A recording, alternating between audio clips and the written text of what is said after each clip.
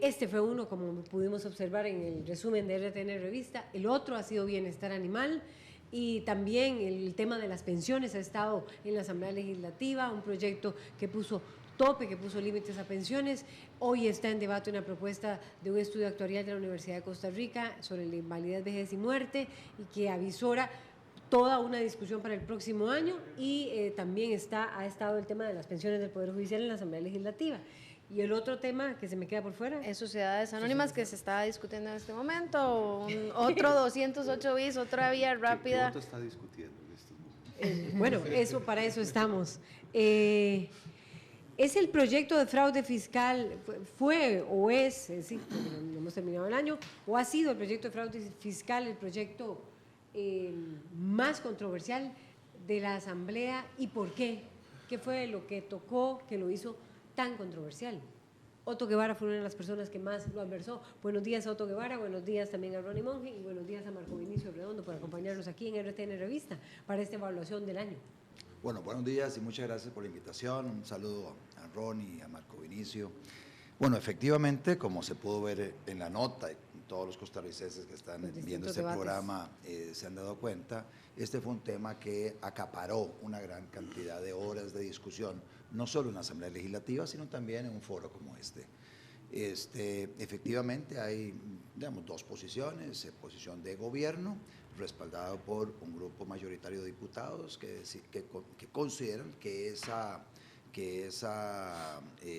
ley le da herramientas a la administración tributaria para evitar la defraudación, y hay digamos, otro grupo minoritario en la Asamblea que consideramos que el proyecto, con una incorporación que se le hizo a finales del año pasado, que se sacó de la manga la administración tributaria, debajo de la manga a finales del año pasado, sobre la creación del registro único de accionistas, eso hizo que este año la discusión se prolongara más de la cuenta. Habíamos llegado a un acuerdo antes de que apareciera el tema del registro único de accionistas. La tesis nuestra es que ese registro único de accionistas va a ahuyentar inversiones, requerimos inversiones, y si se van las inversiones vamos a tener menos posibilidad de generar los puestos de trabajo que se requieren en Costa Rica. Básicamente esos son los dos puntos de vista que se enfrentaron. Finalmente, con una vía rápida, el proyecto se aprobó, lo enviamos a Sala Constitucional con un compromiso de no consultar aspectos de procedimiento del 208 bis, sino básicamente sobre contenido, y la Sala resolvió que no había ninguna inconstitucionalidad, excepto un artículo que había que precisar, que dicho sea de paso no se precisó antes de la votación del segundo debate, y luego sí hizo un señalamiento. Ese proyecto de ley requería de mayoría calificada para su aprobación en segundo debate, porque se le dio al final también una autorización al Instituto Costarricense de Drogas de acceder a esa base de datos, y eso violenta el artículo 24 de la Constitución, que es el que protege la intimidad y la privacidad de las personas. La única manera de hacerlo es mediante una votación calificada, que fue la que se dio, o sea, una mayoría de diputados abrumadora respaldó el proyecto, pero eso genera y desde ya lo informo, eso genera un vicio en el procedimiento que se utilizó para aprobar el proyecto, porque el 208 bis que se había expedita es únicamente para tramitar leyes que no requieran mayoría calificada. Esta ley requería mayoría calificada para su votación, lo que hace que en estos momentos, sí, la firmó el presidente, la va a publicar un día de estos, pero pende de un hilo su constitucionalidad. Y eso no le quepa la menor duda de que vamos a hacer las gestiones correspondientes para llevar el tema a la Sala Constitucional con una acción de inconstitucionalidad. Con Vinicio Redondo. Bueno, sí, este proyecto es un proyecto que viene desde el 2014. Esto es importante hacerlo ver. Fue de los primeros proyectos que presentó como parte de la estrategia fiscal el gobierno. Y dicho sea de paso, ese as que saca debajo de la manga que dice don Otto para meterlo del registro de accionistas es una manera de compensar algo que originalmente tenía el proyecto, que era la mayor capacidad de parte de la administración tributaria para poder ejercer el cobro. En vista de que eso se perdía, ya empezaba a tener menos sentido lo que se estaba planteando con el proyecto, y de ahí es donde sale la necesidad de ver cómo se fortalece. Y también hay otra cosa muy importante, yo creo que hay que ver las tendencias mundiales. Cuando don Otto trata de decir de que se va a perder las capacidades competitivas en Costa Rica porque nosotros estamos aprobando este proyecto, yo lo veo que en realidad no va sobre esa línea. Si nosotros vemos cuáles son las tendencias que está tratando de manejar la OCDE, nos vamos a dar cuenta de que más bien están estimulando que otros países hagan lo que nosotros ahora estamos haciendo. En otras palabras, nos estamos convirtiendo en una sociedad que está perfilando hacia futuro cuando hace unos meses habíamos sido catalogados como que si estuviéramos en la perestroika, en la prehistoria tributaria. Así lo dijo en aquel momento el secretario general de la OCDE y lo dijo en la Asamblea Legislativa. En otras palabras, yo creo que más bien podemos sentirnos muy satisfechos porque estamos yendo en avanzada hacia donde el resto de los países van a ir justamente en busca de la transparencia y en donde la transparencia se va a convertir en una forma también para definir dónde se invierte, que eso es otro de los elementos importantes. El mundo está cambiando, el mundo está viendo la necesidad de tener mayores controles, de que haya más transparencia a la hora de hacer los negocios y ante todo de que haya más responsabilidad de los empresarios. Y Costa Rica más bien está creando el ambiente propicio para que así sea. Ya no podremos ser considerados como hace muy poco tiempo algunos trataban de vernos, como un paraíso fiscal, como una zona en donde los capitales se podían manejar de manera muy cuestionable y que eso obviamente a los grandes capitales, a las grandes empresas que son responsables, que son las que eventualmente pueden venir a Costa Rica, no les agrada. En otras palabras, estamos mejorando nuestra capacidad y también estamos mejorando la posibilidad de llegar a mejores fuentes de inversión, no aquellos que utilizan la sombra, sino que más bien todo lo contrario, les interesa la transparencia. Diputado Ronnie Monge de Liberación Nacional, es el proyecto más polémico que ha tramitado la Asamblea Legislativa, es el proyecto que más los ha desgastado. Bueno, muy buenos días, gracias por la invitación a los compañeros diputados. Es uno de los más, yo no sé si el más, este año ha sido un año con muchos proyectos polémicos, pero yo en el proyecto quiero centrarme sobre algo. Aquí tratamos de evitar tanto la evasión como el fraude. Nos interesa realmente discutir sobre eso a los diputados y a las diputadas de la República y a las diferentes fracciones. Yo creo y me imagino que si el espíritu es buscar el bienestar de Costa Rica y sobre todo en un momento donde hay un déficit fiscal, ponerse a pensar si el procedimiento que utilizamos es correcto o incorrecto, lo que estaríamos dejando es el fin simplemente por un mecanismo de procedimiento jurídico. Y entonces la gran pregunta que nosotros tenemos que hacer a los costarricenses es que qué es lo que defienden cada uno de los partidos políticos cuando vienen a buscar que un proyecto que nos interesa a toda la ciudadanía para que los que tienen que pagar y pueden pagar paguen, sean protegidos porque el procedimiento no se dio como yo lo interpreto que se debe dar. Y aún así, la sala no señala el vicio de inconstitucionalidad en el procedimiento, sino que señala que el segundo debate, que es el que debe aprobarse y darle firmeza al proyecto de ley para convertirse en ley de la República, debe tener más de 38 votos, los cuales los tuvo. Entonces, ¿qué está por encima? Una voluntad mayoritaria de los y las legisladoras para que un tema específico y tan relevante como este se subsane, o estamos tratando de proteger a quienes se evaden y a quienes hacen fraude fiscal porque no cumplimos con un procedimiento. Y lo otro que me parece importante destacar acá es ¿qué buscamos con el registro de accionistas?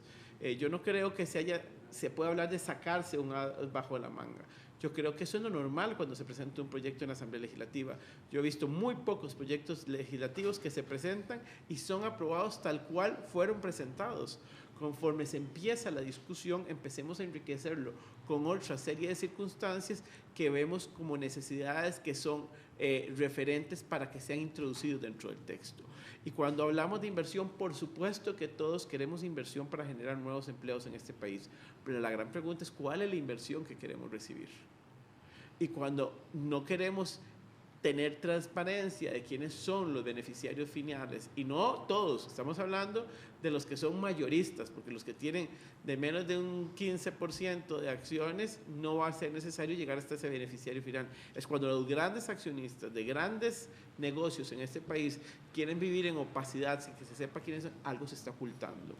Y porque esto tampoco es que es de información pública, esto tiene ciertos requisitos para que se pueda efectivamente eliminar el velo de esa privacidad. Entonces, cuando no queremos saber de dónde vienen las inversiones y quiénes son los inversionistas, esas inversiones no las quiero en Costa Rica, que se vayan a otro país. Yo quiero inversiones limpias en este país, que generen trabajos decentes y que vengan fruto de negociaciones decentes. Otto Guevara, Bueno, la forma sobre el fondo, es decir, para ir como cerrando con varios temas. A ver, ¿por qué se cae el proyecto aprobado, la ley aprobada de impuesto a las personas jurídicas que se aprobó en la administración anterior? Básicamente la Sala Constitucional considera que no se publicaron unos textos sustitutivos que establecía la tarifa del impuesto y a quienes cubría el impuesto. Y por eso declara inconstitucionales 3 artículos. Uno podría llegar y decir, sí, es forma, claro que es forma, pero la forma es fundamental para la tramitación de cualquier proyecto de ley, porque ahí básicamente hay un principio democrático que debe respetarse, el reglamento de la Asamblea Legislativa es parámetro de constitucionalidad y establece límites a las acciones de los diputados que deben respetarse. Entonces, no es la forma algo que pueda prescindirse de ella y que no tenga relevancia. Tiene, claro que relevancia, y muchísima relevancia. Por eso es que eso es algo que va a dilucidar la Sala Constitucional en su momento. ¿Usted Ese lo va a presentar es un tema que... para este año o para el próximo año? No, es que eso apenas se publique la ley, habrá la posibilidad de presentarlo. Y aquí viene un tema sobre la legitimación. Para acceder a la justicia constitucional o a esa instancia jurisdiccional se requiere claramente demostrar que se está legitimado activamente para poder plantear esa acción, y eso es algo en lo que estamos trabajando. ¿Va a esperar a que entre en vigencia No, entonces? necesariamente, o sea, no puede plantear usted una acción de inconstitucionalidad sobre una ley que no ha entrado a regir.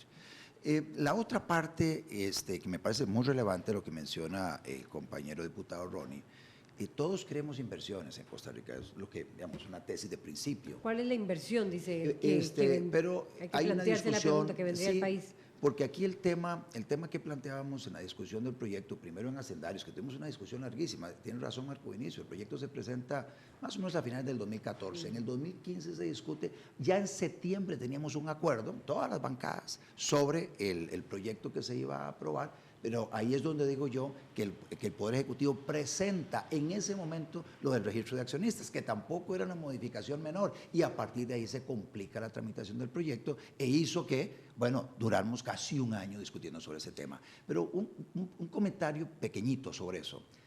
A ver, hay sociedades, países, donde el impuesto sobre la renta es muy alto. Inclusive se habla en el argot financiero mundial de infiernos fiscales, donde esos países le cobran a las personas de sus utilidades casi un 60% de lo que se ganan. ¿Qué es lo que hacen estas personas? Bueno, buscan a dónde irse a invertir o a dónde llevarse ese capital. Francia es uno de ellos. Entonces, uno llega y dice, bueno, en Costa Rica hay impuestos sobre la renta territorial, no mundial, que eso es una ventaja que tenemos y que nosotros deberíamos conservar siempre. No le vamos a cobrar impuestos sobre la renta a alguien por la plata que se gane en otro país. Entonces, vienen a Costa Rica, no quieren, como Francia tiene renta mundial, persigue las utilidades de esas personas allá donde estén.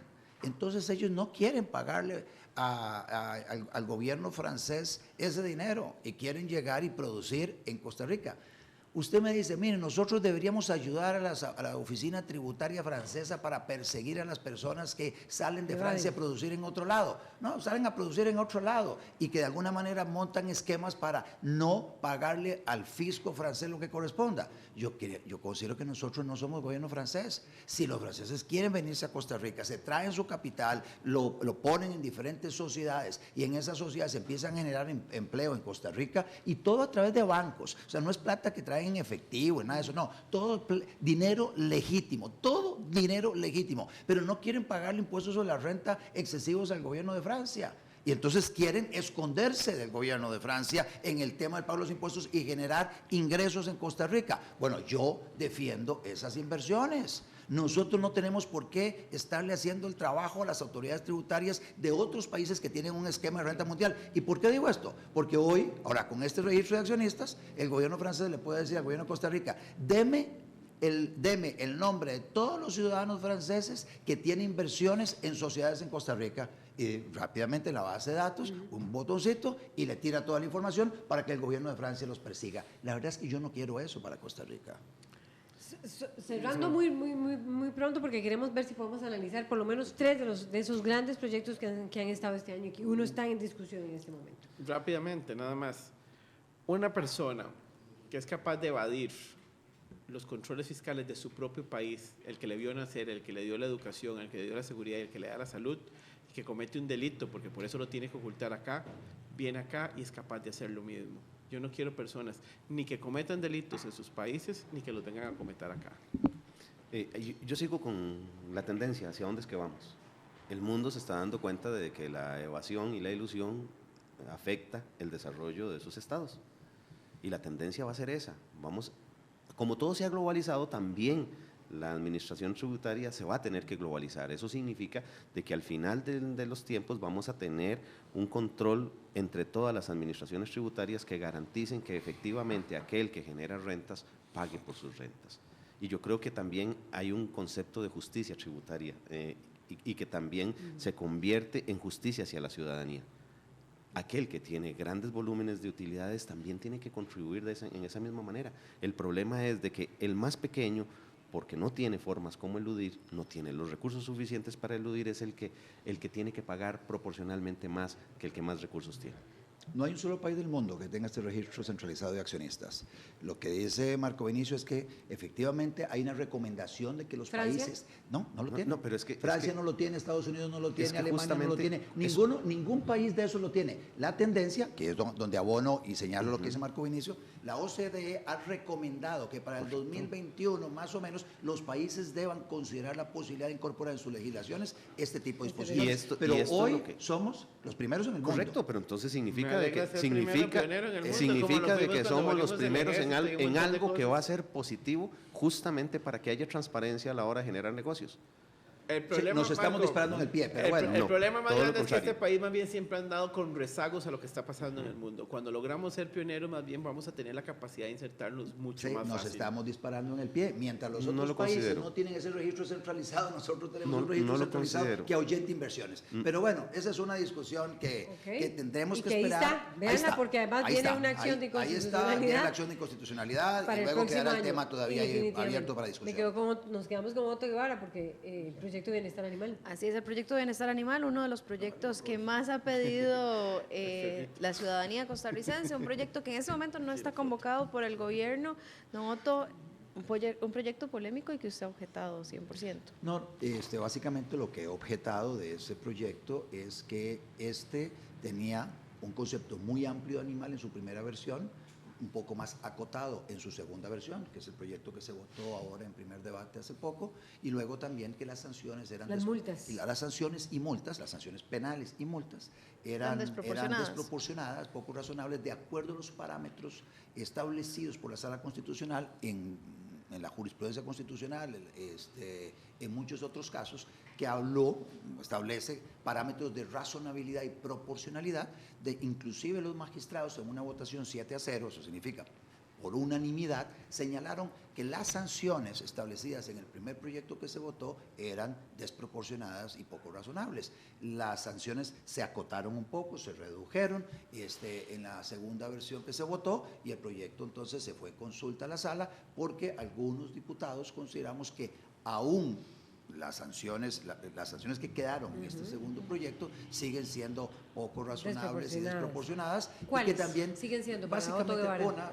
matar a un animal, son 2 años de prisión, de 6 meses a 2 años de prisión. Matar a una gallina, una iguana, son más o menos 2 años, sí, son de 6 meses a 2 años de prisión. Matar a un ser humano no nacido de 6 meses de gestación, la sanción de ese aborto procurado son 6 meses también. Entonces el tema es, cuando usted pone bienes jurídicos tutelados, ve el Código Penal y ve que el bien jurídico tutelado más relevante es la vida del ser humano, y el ser humano empieza a partir de la concepción, es exactamente igual matar en ese sentido a un ser humano con 6 meses de gestación que a un animal. Y esa sanción me parece todavía desproporcionada, basado en los bienes jurídicos tutelados. Y lo otro, en cuanto a las multas, manejar a 140 kilómetros por hora, saltarse el semáforo rojo, genera una sanción de más o menos unos 200.000 colones. Es la sanción por no recoger las heces de los desechos fecales de un animal en una zona pública o no ponerles el agua para que puedan beber agua durante el día. Entonces, aún así, considero yo, esa sanción, esa multa es desproporcionada si la comparamos igual con lo que está en juego. Manejar a 140 kilómetros por hora arriesga la vida el que maneja, los que van con esa persona en el vehículo y otras personas que pueden perder la vida producto de esa conducción temeraria. Entonces, las sanciones son muy drásticas en el caso de no recoger desechos fecales de un animal en una zona pública si lo comparamos con esa otra. Y nuevamente, la sala es la que dirá si efectivamente esos argumentos siguen siendo válidos, y eso lo conoceremos ahora a finales de enero. Ronnie Monge, Bueno, a mí lo que me da, no sé si un poco de pena con los costarricenses es que para qué existe la Asamblea Legislativa. Mejor don Otto manda todas las consultas a la sala y que la sala sea que haga las leyes de este país. Y se ahorre el 57 salarios de todos los diputados y diputadas. Porque don Otto no cree en la democracia. Don Otto, cada vez que cree que un proyecto va en contra de sus intereses, suspendámoslo, demorémoslo en el tiempo y ojalá le ponemos una acción de inconstitucionalidad para que dure 3 años ahí paralizado en la sala. Entonces, ¿quiénes son los que constitucionalmente les toca hacer las leyes en este país? Y es a los diputados y a las diputadas. Y entonces él juega con palabras muy bonitas que parece ser que a la gente les entiende. Cuando dice, hubo una votación de 7-0 en las multas, en las sanciones, en las multas económicas. En la de la tipología fue 4-3, con un miembro de la sala que no es permanente, que inclusive el criterio podría cambiar cuando se nombre el permanente. Segundo, don Otto nos dice que él defendió la ley de delitos informáticos, que tiene 11 años de prisión y 8 años de prisión por tomar un software, que es más importante, tomar un software o la vida, o el daño o el maltrato animal. Ahí no habla don Otto de esas desproporcionalidades. Entonces, es manejar un discurso de conformidad a las leyes que yo apoyo o no, porque por supuesto, para don Otto y el movimiento libertario, proteger los software es mucho más importante que un aborto y es mucho más importante que el maltrato animal, y ahí hay silencio. Cuando hablamos de multas, es decir, que dejar las heces de un animal, él lo enfoca como es nada más las heces. ¿Saben cuántas personas tiene que atender la Caja Costarricense de Seguro Social anualmente por enfermedades producidas por desechos fecales de animales? Es una fortuna la que se gasta este país en eso, porque no estamos teniendo cuidado, porque no son las heces por las heces, es todo lo que hay alrededor, porque están dejándolas no en la calle, en los parques infantiles, donde llegan los niños de 1, 2, 3 años que no tienen la capacidad de discernir qué es eso, meten sus manos y se infectan y se llenan de enfermedades. Pero además hay normas de salud. Yo sé que para don Otto todo lo que le toca hacer al Estado no es importante. Si don Otto pudiera, no hay Caja Costarricense de Seguro Social, que cada quien pague su seguro, que cada quien pague la seguridad privada, y por eso está en contra del impuesto a las sociedades anónimas, que cada quien pague la escuela privada y no pública. Bueno, eso inclusive decía en el primer manifiesto cuando él se postuló por primera vez a la Asamblea Legislativa. Después lo ha ido moderando, el discurso ha ido cambiando, y es bueno que cambie. Yo no pierdo la esperanza, don Otto, como nos dice usted en la Asamblea, que a usted el corazón se le toque, se mueva y se dé cuenta que hay que tener una vida más social y un Estado social de derecho más fuerte que le pueda dar cobertura a las personas que menos tienen. Pero en cuanto a bienestar animal, este es un clamado popular. Y no solo porque sea un clamado popular, sino porque responde a las nuevas visiones de los seres humanos en este país. Con don Marco Vinicio, réplica de Otto Guevara. No, básicamente decirle a Ronnie que cuando quiera discutimos sobre la caja, el papel de la Caja Costarricense de Seguro Social, el papel del Estado en salud y educación. No es correcto lo que él señaló. Me han estado escuchando ustedes en estos días en el plenario y sabe, don Ronnie, que eso no es así. En relación con el tema de la consulta de constitucionalidad, que es tal vez la parte de fondo de Ronnie en su argumentación, la consulta de constitucionalidad lo que hace es blindar un proyecto precisamente para que después no pase lo que pasa con, por ejemplo, el proyecto de penalización de la violencia contra las mujeres. Había unas sanciones desproporcionadas, nosotros lo llevamos en consulta a la sala señaló, mire, estas sanciones son desproporcionadas, se insistió en el proyecto, se aprobó el proyecto luego de inmediato alguien interpuso una acción de inconstitucionalidad, 2 años después quedaron sin efecto las sanciones. Sí. Se pudo haber corregido a tiempo. ¿Cuánto dura una consulta de constitucionalidad? 1 mes, mes y medio, lo más 2 meses. Si no encuentra ninguna inconstitucionalidad, el proyecto ya queda bastante blindado, de tal manera que incluso hacia el futuro, si se presentara una acción de inconstitucionalidad sobre los mismos argumentos, esta prácticamente sería desechada de plano. Luego, lo otro es que si encuentra argumentos de inconstitucionalidad, entonces nos lo remite la Asamblea Legislativa para que nosotros le hagamos los ajustes pertinentes y aprobemos un proyecto blindado. El tema de la acción de inconstitucionalidad que menciona es una acción para una ley que se aprueba, o sea, los diputados cumplen, hicieron la ley, pero luego la ciudadanía tiene derecho a interponer una acción de inconstitucionalidad si considera que se violentaron los procedimientos o por el fondo. Eso detiene la aplicación de la ley por un par de años, estamos de acuerdo, pero eso nada tiene que ver con el proceso de formación de la ley, eso es después de formada la ley. Mientras tanto, la consulta de constitucionalidad es una herramienta muy útil para que nosotros blindemos los proyectos de ley contra futuras acciones de inconstitucionalidad.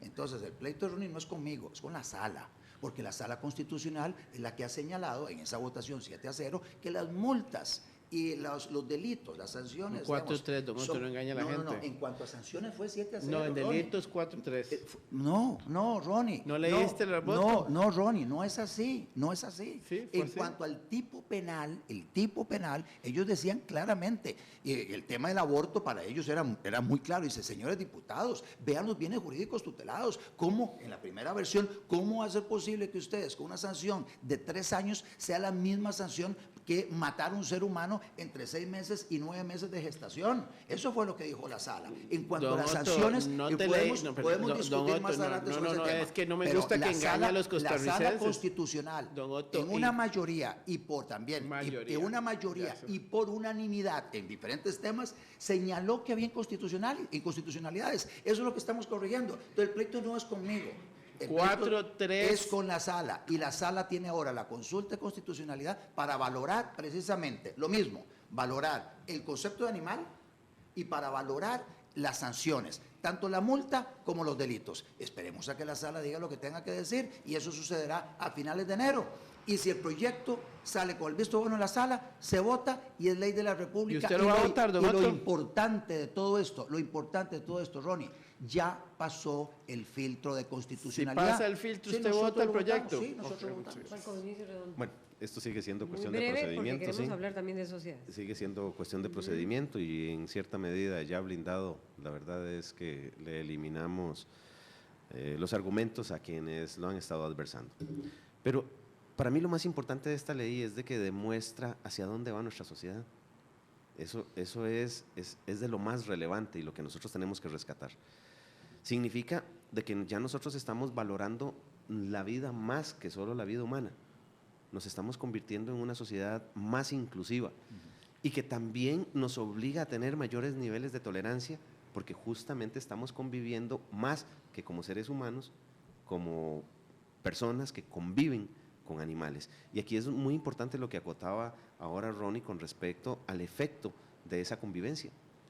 La convivencia también tenemos que regularla, no puede ser como era antes, en donde había tantísimo espacio, los animales se criaban solos prácticamente, en donde podían moverse con amplitud. Ahora vivimos cada vez en espacios más reducidos, pero también mantenemos ese deseo de tener esa comunicación, como decía San Francisco de Asís, con los hermanos menores. Y en esa línea, para mí es sumamente constructivo el hecho de que como sociedad estemos demostrando de que tenemos esa capacidad de ver más allá de solamente el interés humano y que existe una convivencia que debemos de garantizar que sea correcta y ante todo no solamente que garantice la mejor convivencia del animal, sino que también le permita a la humanidad poder tener mejores condiciones para poder disfrutar de esta transformación mental que estamos logrando tener. Y para mí es esencial esa ley en ese sentido. Réplica, segundos para pasar con... No, estoy de acuerdo con Marco Vinicio. Me parece que una ley es una ley importante, que de alguna manera nos toca una fibra a todos, que ya se ha ido desarrollando a lo largo de las últimas décadas. Antes era muy común ver maltrato todos los días, inclusive la casa. Me acuerdo de chiquillo cuando las personas iban a tirar con piedra y con una resortera garrobos y pájaros y cosas de esas. Eso ya no se da, dichosamente, o si se da es muy poquito. Entonces, una ley como esta es importante siempre y cuando respete los parámetros establecidos por la Sala Constitucional. Sociedades anónimas. Y hoy ese es el pleito fuerte que tiene Otto Guevara, que lo adversa. Sí. ¿Por qué lo adversa Otto Guevara? Bueno, en el caso... Si Otto se desmaya, en vez de volver en sí, vuelve en no. No, en el caso del impuesto a las personas jurídicas, básicamente... Proyecto que se lo han tenido también a lo largo del año. ¿Cómo no? Y me remito a un informe del Departamento de Servicios Técnicos de la Asamblea Legislativa del 21 de noviembre, hace poquito, está caliente, donde señala primero que el ámbito de aplicación de este impuesto abarca a más o menos unas 560,000 personas jurídicas. De esas, 447,000 son sociedades inactivas, o sea que no tienen ingresos mercantiles.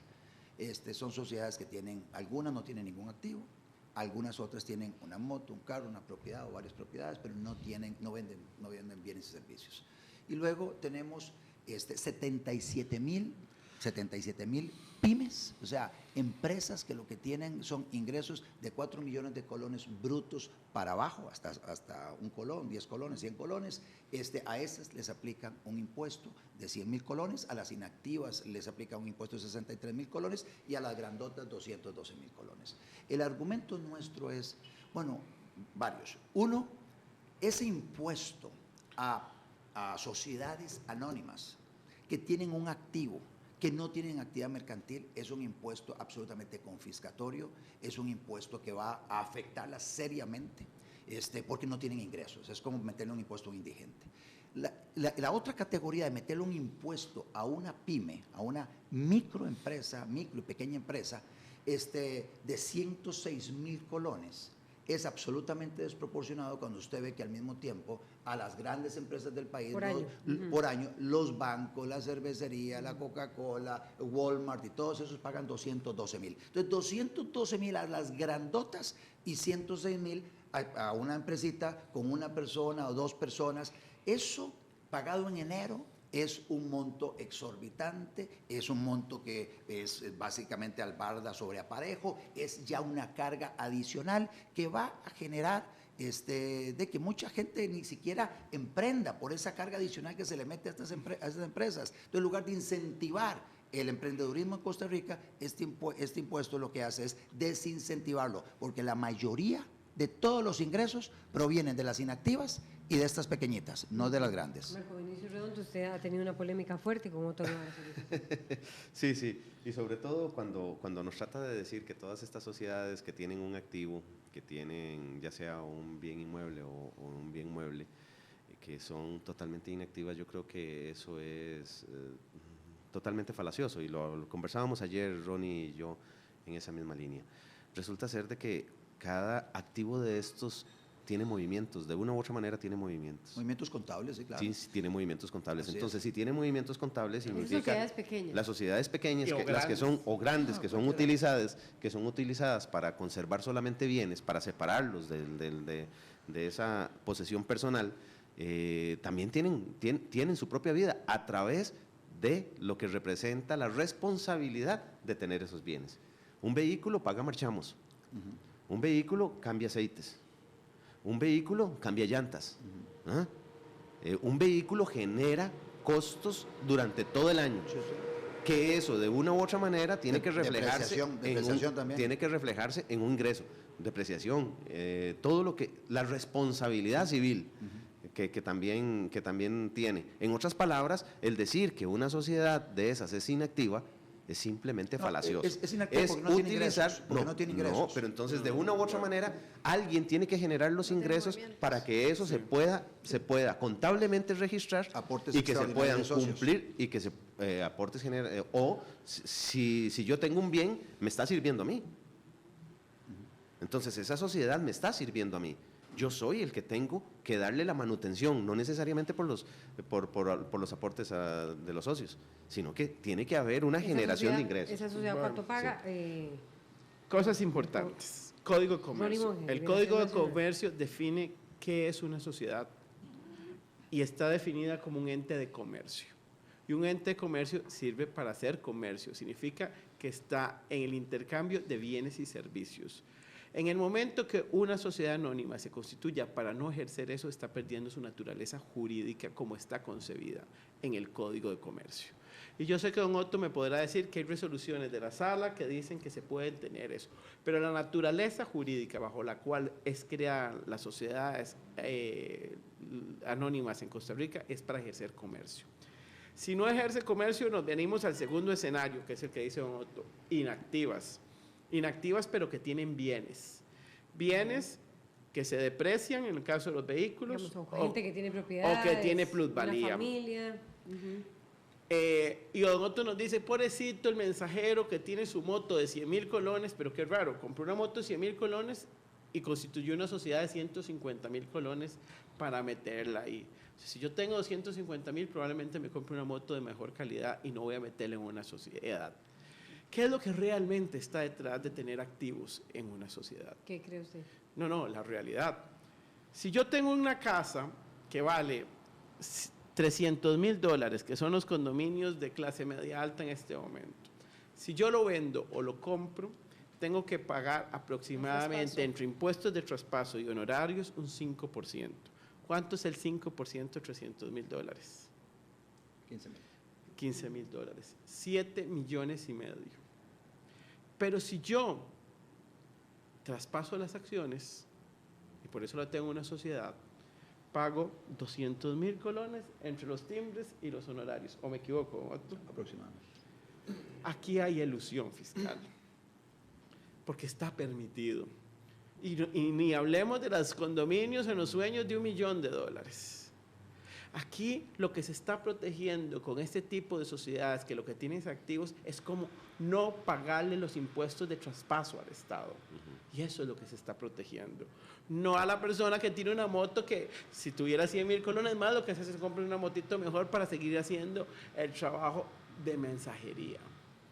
Cuando ponemos sociedades para tener bienes, en la mayoría de los casos es para cuando lo tengamos que deshacernos de ellos, venderlas, es para evitar y darle una mejor oferta al comprador.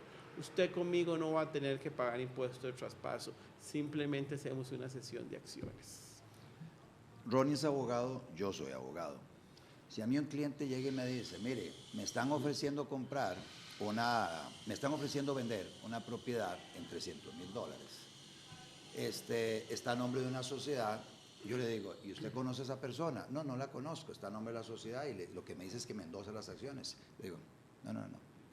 Usted no sabe qué deudas pueda tener esa sociedad. Usted no sabe si hay letras de cambio de por medio. Usted no sabe qué documentos privados hay que comprometan ese activo. No se embarque, porque si a usted le ceden esas acciones, usted puede terminar pagando un montón de deudas que no le corresponden. Yo nunca lo he recomendado como abogado. Puede ser que Ronnie lo recomiende. Claro. Yo no lo recomiendo.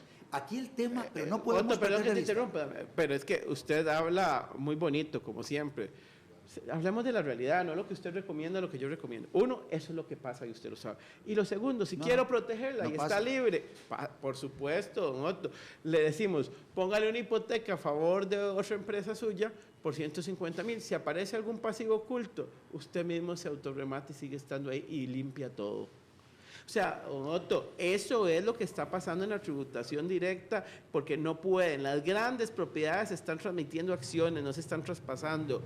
Y cuando tengamos registro de accionistas, eso va a ser más visible. Porque cambiaron los accionistas. Estamos hablando de 447,000 sociedades con esas características. Hay sociedades que no tienen ningún tipo de activo, hay sociedades que tienen activos y son sociedades que no tienen ingresos, o sea, no venden bienes ni servicios. ¿Cómo pagan los impuestos territoriales y los marchamos? Muy sencillo, Ronnie, muy sencillo. Hay ya sea deudas asumen deudas porque el socio llega y dice, voy a prestarle a la sociedad para que pague Entonces sus es impuestos. inactiva si tiene una deuda pasivo. Es inactiva porque no tiene ingresos mercantiles. La definición suya es muy acomodista. Bueno, una sociedad inactiva es la que no entonces, tiene movimientos. nos quedan como 2 Vea qué minutos. interesante. Entonces dice Venga, Ronnie, no no, importa. esa no es inactiva, esa hay que meterle entonces el impuesto de 106,000. Ya no el de 63,000, sino el de 106,000, lo que la hace más dramática. Inclusive, vea usted, en el informe de servicios técnicos, que les invito a leerlo porque no lo han leído, porque estoy viendo, en el informe de servicios técnicos,